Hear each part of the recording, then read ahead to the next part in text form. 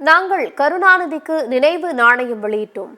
சென்னையில் ஒரு சாலைக்காவது வாஜ்பாய் பெயரை வைக்க வேண்டும் என்று மாநகராட்சி கூட்டத்தில் பாஜக கவுன்சிலர் உமா ஆனந்த் கோரிக்கை விடுத்துள்ளார்.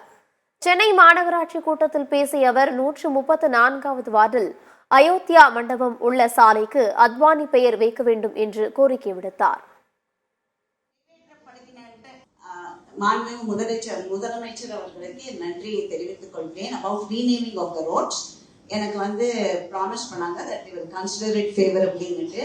ஏனென்றால் என்னுடைய ஹெல்த் சென்டர் இருக்கும் ரோடு அதை ஆரம்பித்த தனி மனிதர் ஒருவருடைய நேம் அதை மாற்றணும்னு சொல்லி கேட்டது.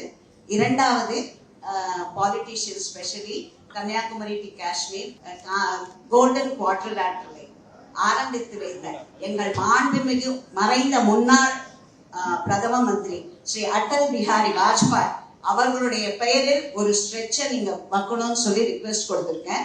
அதே மாதிரி என்னுடைய வார்டு பழையமாம்பலம் 134வது வார்டுல ஐகானிக் சென்டர் அயோத்தியா ராமர் என்றாலே எங்களுக்கு நினைவுக்கு வருகிறது லால் கிஷன் அத்வானி அவர்கள்.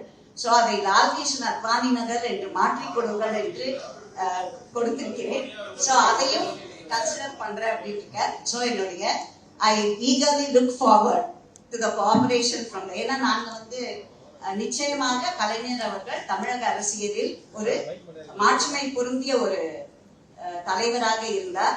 அவரோடது 100ஆண்டு விழாவுக்கு அந்த நாணயம் வெளியிடுவதில் எங்களுக்கும் பெருமை. அதை நாங்க கலைஞரோட கிரேட்னஸ்க்கு எதையுமே அவருடைய தமிழக அரசியலில் ஒரு இன்றியமையாத சக்தியாக